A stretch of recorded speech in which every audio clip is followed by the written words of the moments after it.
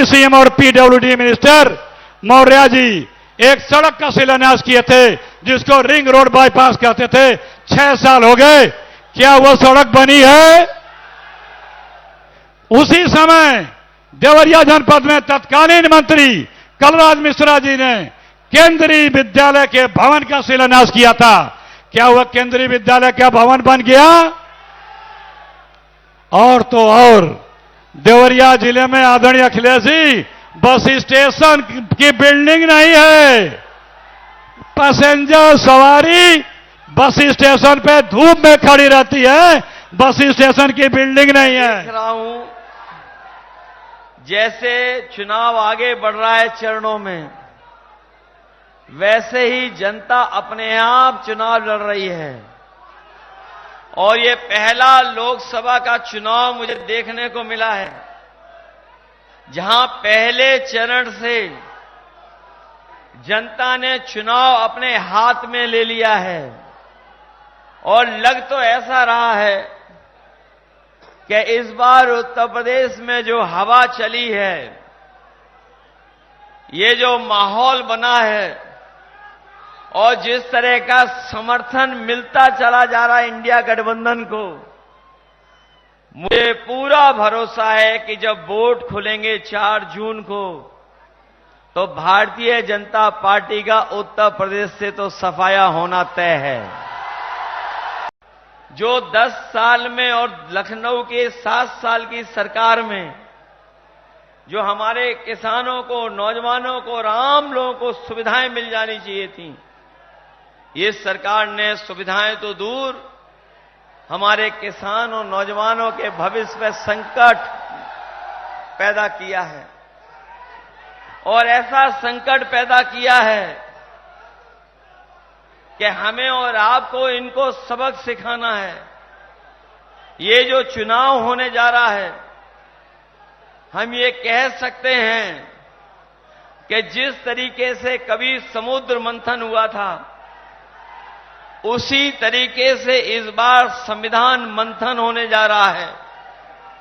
और एक तरफ तो वो लोग हैं जो संविधान को बदलना चाहते हैं, लेकिन मैं देख रहा हूं जो संविधान बदलने के लिए निकले हैं, यही जनता उनको इस चुनाव में बदलने का काम करेगी।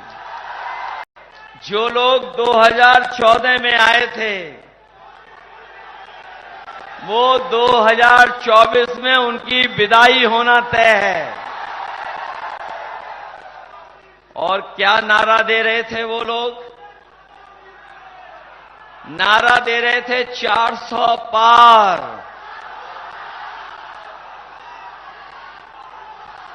जो लोग 400 पार का नारा दे रहे थे, बताओ 400 हार रहे हैं कि नहीं हार रहे हैं? मुझे लगता है कि डबल इंजन की सरकार देवरिया आते आते हाफ जाती है या धुआं निकल जाता है इनके इंजन का। बताओ ये डबल इंजन की सरकार, इनके डबल इंजन कबाड़ा निकले कि नहीं निकले?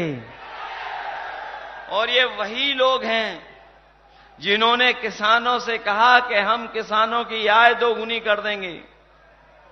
और 10 साल के बाद जब किसान अपना हिसाब किताब लगाता है, तो ना उसकी पैदावार की कीमत दिला पाई सरकार, और वहीं जब वो किसान अपनी लागत का हिसाब किताब लगाता है, तो बताओ किसान भाइयों, आपकी लागत बढ़ गई कि नहीं बढ़ गई?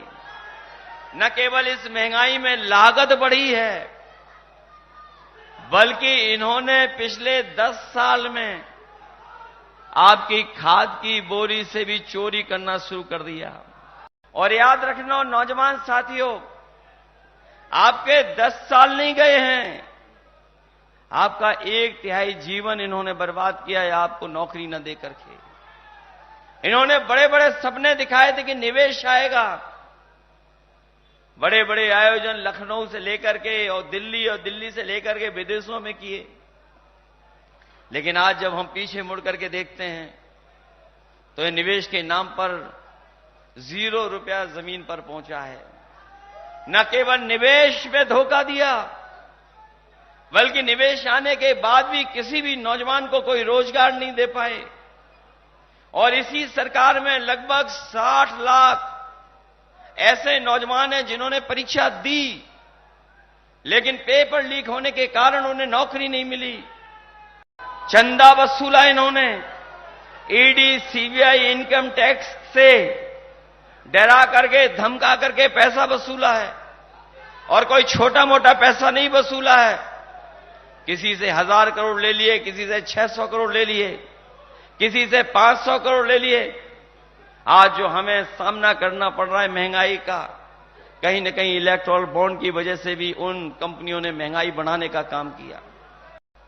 कि मन की बात करने वालों को सबक सिखा देना, उनसे कहना कि बहुत हो गई मन की बात, अब होगी संविधान की बात। और वही संविधान जो हमें और आपको अधिकार दिलाता है।